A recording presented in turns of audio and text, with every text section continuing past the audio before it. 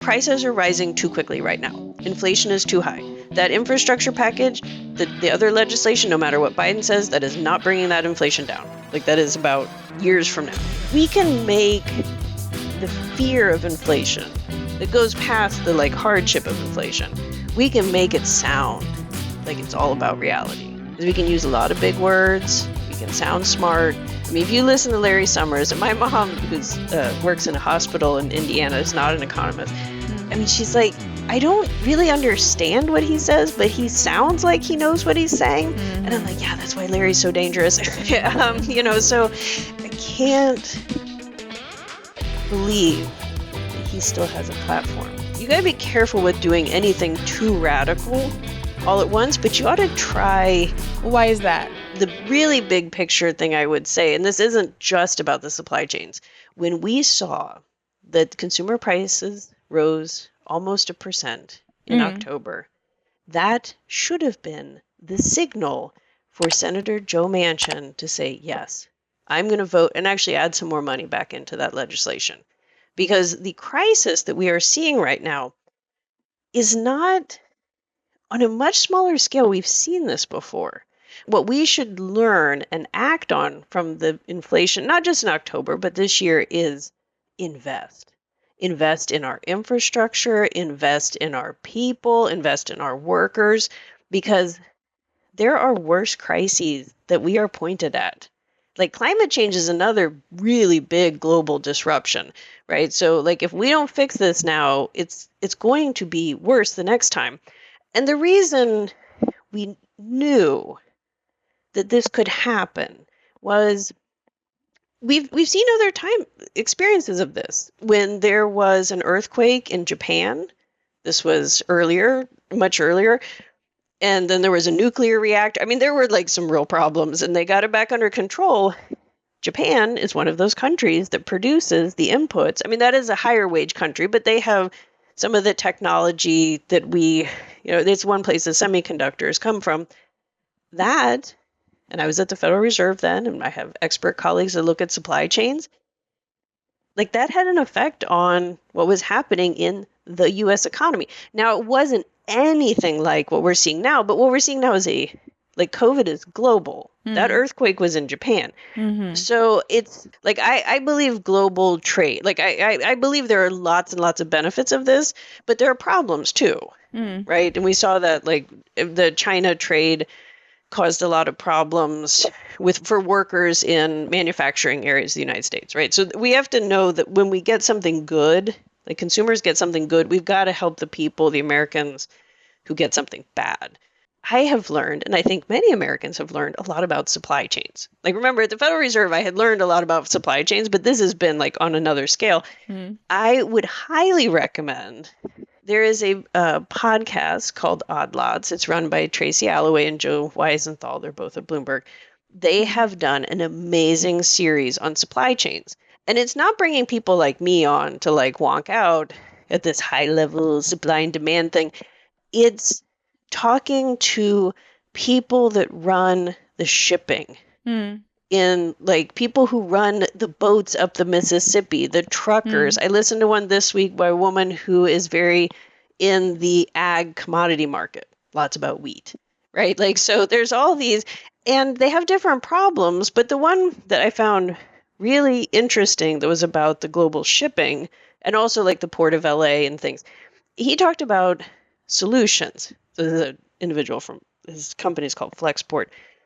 And a lot of his solutions are really similar to what you just said, right? The ports need to be strengthened. Why is the port in LA? If you had to pick one place with more traffic, no. And the people there, they should be paid. That is hard work. Those should be bigger. They should have more workers. They should be unionized. They renegotiate their contract next year. I hope they get a really good contract. And then production in the United States, make that a better job. The Deere plant, their workers are on strike. They are going to get a good increase in their wages. And then there's infrastructure in the United States. There's a recognition that if we're running everything just in time and with Band-Aids all over the place, then we're having big problems now, and they could be even worse. So to me, there's so many things that have happened in COVID. Supply chains are one example of them, where we had structural problems before COVID. And COVID was horrible in and of itself, the economic disruptions it created, and then it interacted with every structural problem we had before and made it worse. And that's why this is so bad. And it's why it is so clear what the solution is. Right? Because if you don't see it, like how much we're paying for, like in like human suffering and tragedy, like how much we're paying for all the inequities before, then like you're never gonna see it. The solution being build things in America, make things in America. Well, you want to do some of that. In no way do we need to do this like it all has to be here, but we need to, the production that happens here, we need to invest in those workers. We need to build the infrastructure, the trucking industry. I mean, like it's really sad. It's really sad what we do to workers and what we expect of them and how much risk and burden we ask them to take on. So within the United States, there are whole groups of, they're essential workers. And like we haven't recognized them as that. So like improve the physical infrastructure. And then there's a lot that we can do in making sure, like, not using workers in countries where they aren't in safe conditions, where they aren't paid. Like the United States consumer has got a lot of leverage, right? And we can. And the lower costs are coming from human suffering. There's no and we could just, I mean, way around higher it. quality. Like a lot of these low cost goods are not high quality, and then you got to replace them. So it's not like there's one. Actually, I think what's the hardest is there is no silver bullet. There is no one thing that you could do. And you got to be careful with doing anything too radical all at once, but you ought to try. Well, why is that? Like even just within supply chains, there is a whole list of problems.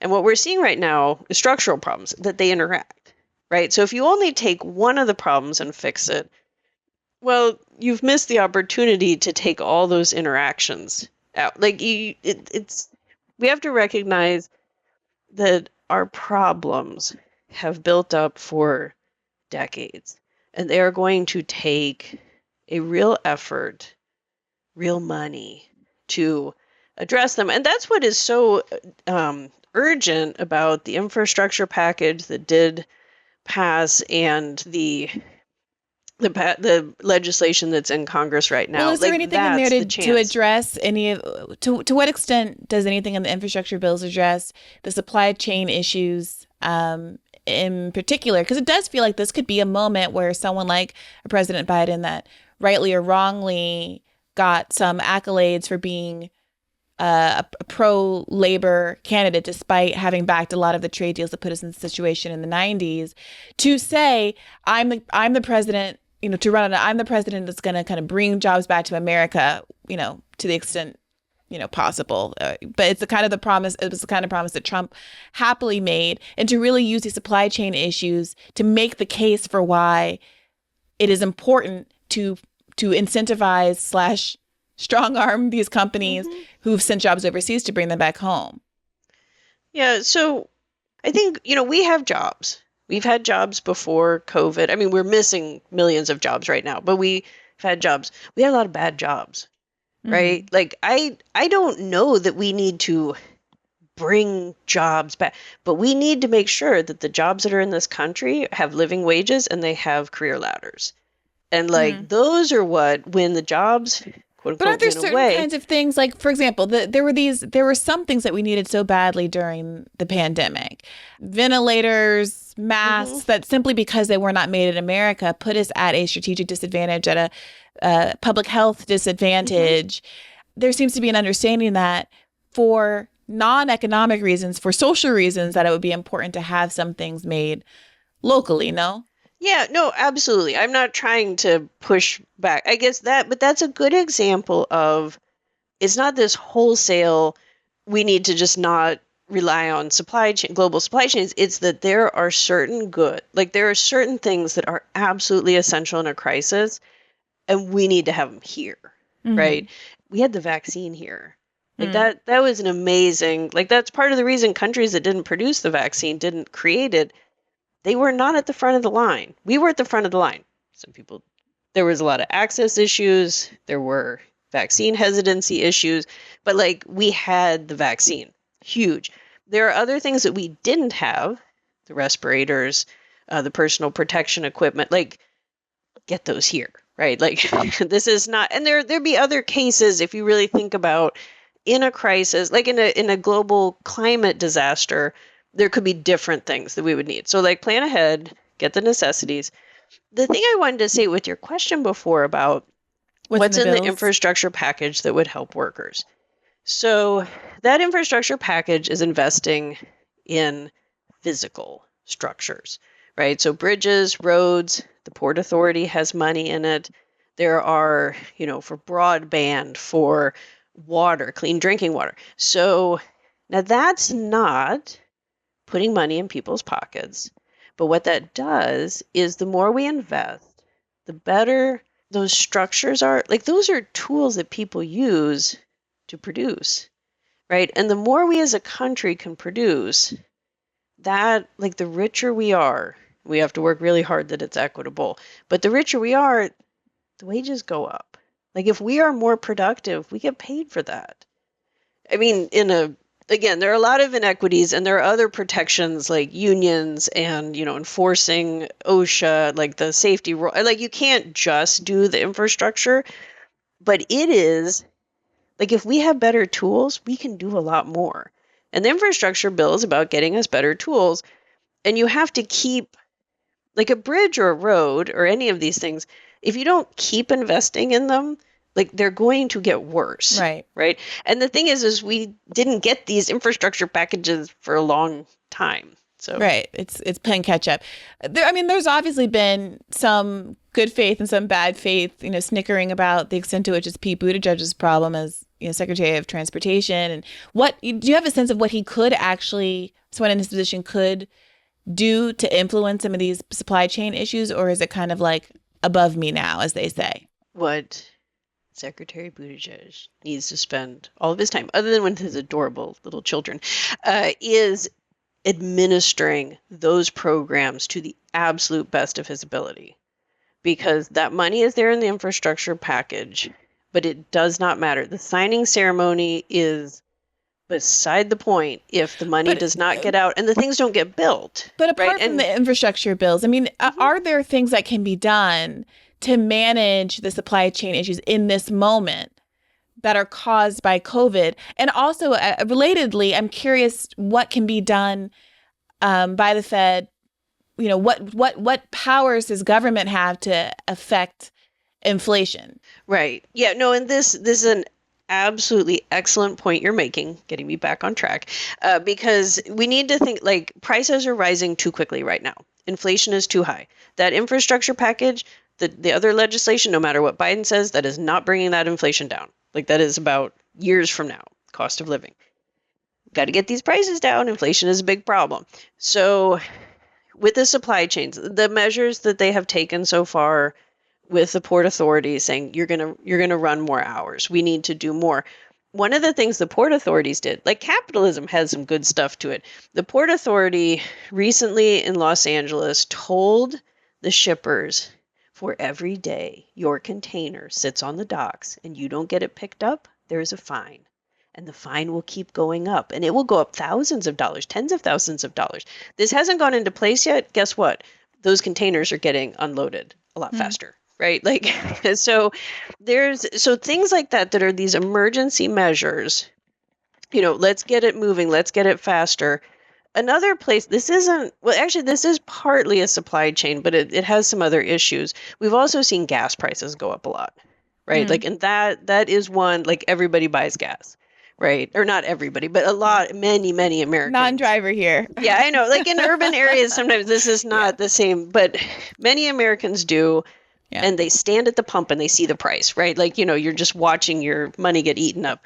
There are some things the administration could do. These are short-term emergency measures that frankly don't serve our long-term goals, but you have to balance, like, how much do you want to fight this now?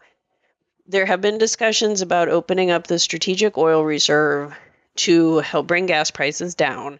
That obviously, like, gas prices coming down is not consonant with our goals to fight climate change. I Right. mean, but we're not going to get that bill passed if the prices stay so high. So, and a strategic reserve is there in an emergency.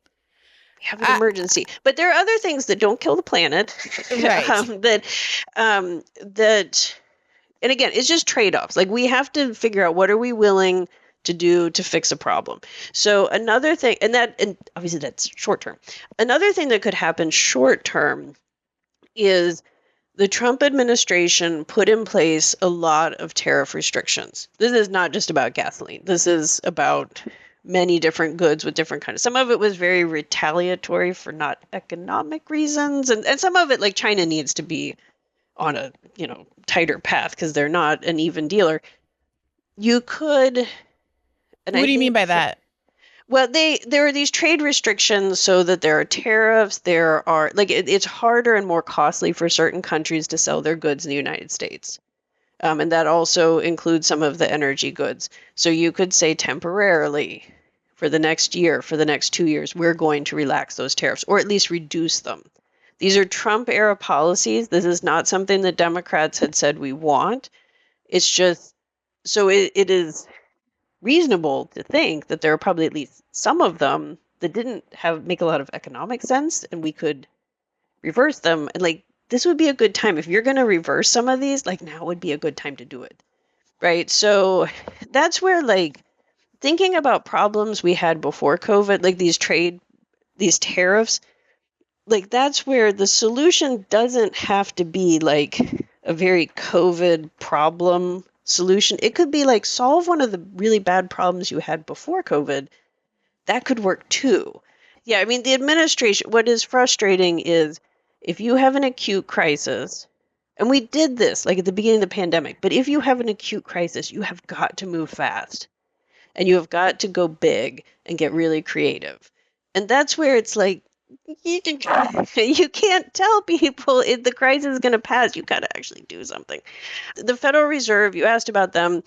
They can't fix this, right? Like, raising interest rates right now would not bring inflation down. They would have to raise interest rates so much. So let's back up a little bit. So Yeah. one of the mechanisms that one could use, broadly speaking, to affect inflation is changing interest rates. The relationship, can you unpack the relationship of how that Yeah. works a little bit? Right. So remember we talked about inflation goes up or prices go up when demand exceeds supply, right? We got all these problems with supply. Demand, well, okay, demand can go up because we got more income. That's, the thing. Demand can also go up because it's cheaper to borrow. Like, Hmm. mortgage rates really low. I bought my first house last year. That was exciting. And the rates were Congratulations. really low. Yeah. And then I lost my job and the mortgage was like, oh goodness. Hmm. But it's okay. It's okay. And there are car loans, so these big purchases where interest rates matter. The Federal Reserve, very early in the crisis, put interest rates all the way to zero. And they have done things, asset purchases. They bought treasuries. They bought mortgage-backed securities to push interest rates that consumers would take out loans at to push those interest rates down. So the Fed has been supporting demand. This is a much weaker tool than it was, say, in the 1970s, because over time, and this is true in the United States, it's true around the world, interest rates have fallen. So if you hadn't bought the house before COVID, or you hadn't bought the car or invested as a business, it wasn't because of interest rates. It Hmm. was probably you didn't have enough money coming in every month, or Hmm. as a business, you didn't think profits would be good. So it helped, right? The interest rates helped. They have helped support the demand. But if the Fed took that, like, downward pressure on interest rates away, it wouldn't really change demand that much. It certainly wouldn't resolve the supply chain issues. To really slam the brakes on demand, they would have to increase interest rates a lot. And when they do that, if they would do that, and they're not going to, I know they will not do this unless catastrophe has happened and they have to, but it would throw us into a recession, right? Because Hmm. if you tank consumer demand, and consumer demand is 70% of the US economy, then that that's a recession, right? So they're not going to do that because, and also, it would make no sense. Like, demand is not out of control. It is supply that's missing. Supply that we've had, like, always had, and supply that is like, these things are getting to us, right? Christmas is going to happen, right? Like, it's taking longer than anyone expected it to, and frankly, longer than it should have. But the Fed, what their biggest tool right now, and I think they're doing a good job with it, is they are communicating. Like, they're telling us, like, they actually have this, like, communication policy forward guidance. We're not good at naming things at the Fed. And they're very bad at PR. They could use your help. A lot of it is that people look to the Fed. What's going to happen to inflation? Where's the economy going? They're not partisan, right? There are hundreds of economists there who just crunch the numbers. Like, they're Wait, not, and so, like, I think people look to. A lot of people would say, though, that the nature of economics as a field, the influence of, the Chicago school means that the discipline is fundamentally conservative in nature, even if it's not partisan, which is why you get people like Larry Summers popping up, regardless of the administration, kind of saying the same things about why we can't have nice things, you Yeah, know? yeah. No, I mean, we could have a whole conversation about the economics profession and the damage they have wrought on the world. No, I think, yes. And as one example, my former colleagues at the Federal Reserve, they're very hardworking. They're well-meaning. There are 400 of them. When I left the forecast, there were just a few years ago, there was one black woman out of the 400 who was a Hmm. PhD economist on staff, and she retired last year. Hmm. Right. So that's a problem, right? The Fed is She talking willing a to lot of. talk? Actually, what's interesting is she never, like, her racial identity was not. I mean, I don't know why you would promote it in a place where you don't fit in. And I mean, she's old. Like, people just make choices. And I did check with her before I, had shared that statistic with a news group, to Hmm. make sure she did identify and knew what I was going to, you know, share. And the Fed is trying. Like, I think they have hired more people of color. There are a lot of research assistants. There are a lot of inclusion problems. They're not all treated well.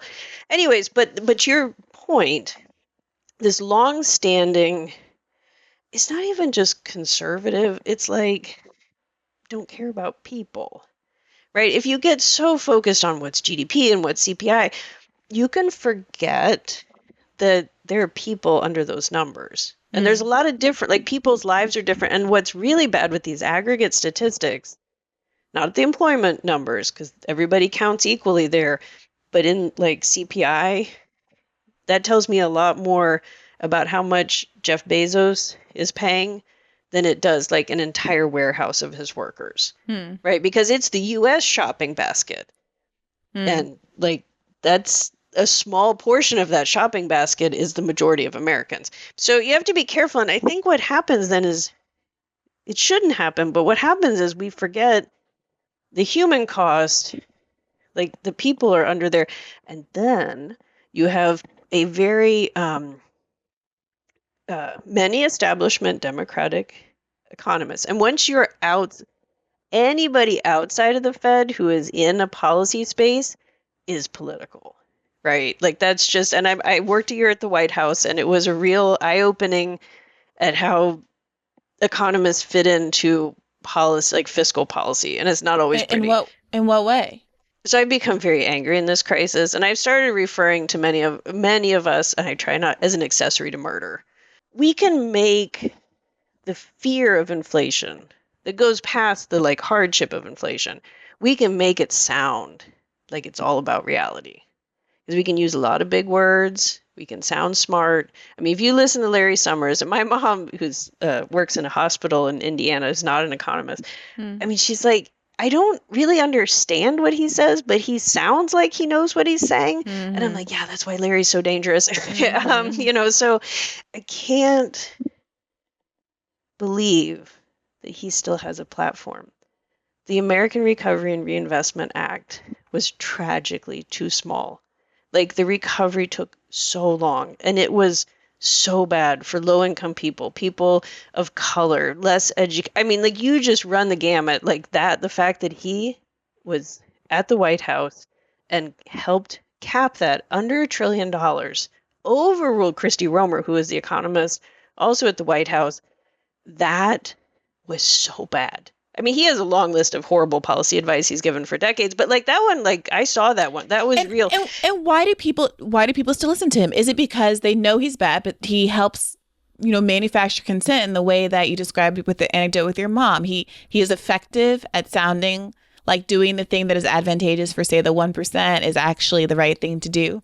There's an article about Larry that says he's really good at sucking up and he punches down. Right. And what I've learned, having been openly critical of Larry during the past year, which is very much related to why I'm self-employed now and don't have a job at a progressive think tank that I used to. They're very powerful people that Larry Summers is very useful to. Like, I'm not saying, because I don't ascribe intentions. Sometimes it's really hard with him. I don't ascribe intentions, but if people have a lot of money are willing to give you money, and if people who have a lot of power, and most of these media organizations, the people at the top have a lot of power and they have a lot of money, if you say stuff that's good for them, well, guess what? You get to be their poster child. And frankly, that lobby, that powerful lobby, is as firm in Republican politics and Democratic politics. I mean, like in the establishment. I'm not saying every member of Congress or but like it's just there's too much power, and that means that people, economists who walk around and say this stuff, powerful people like them. Yeah. And so that's why I have noticed that if you criticize Larry and criticize his economics, powerful people don't like that. Yeah. And I think actually one point, just to make it clear, so I don't make it sound like this, character attack. Inflation is the worst for people who have a lot of wealth, right? It is the absolute worst for people who have loaned out a lot of money. Well, guess what? If you loan out a lot of money, you had a lot of money, because when you make a loan, it gets paid back to you like dollar for dollar. You don't get an inflation adjustment on most loans. There are a few exceptions, but you don't get an inflation adjustment. It just means when that money comes back, you can buy less. That is the group. And remember, the wealth is so skewed towards the top, they lose a lot of money. Like 6% inflation of them, that's multiplied by a really big number. And so they'll say, like Larry will say he cares about poor people. Jason Furman will say he cares about poor people. But that hardship is there, but that is not a complete picture of who really is hurt by inflation. Hey YouTube, thanks for watching. Just a reminder that this is a podcast. You can catch an extra premium episode every Monday for $5 a month at patreon.com/badfaithpodcast. That's patreon.com/badfaithpodcast for $5 a month, an extra episode every week. Additionally, please do consider liking this video, subscribing to this channel. It helps us out. It helps independent media beat the algorithm. We appreciate you. And as always, keep the faith.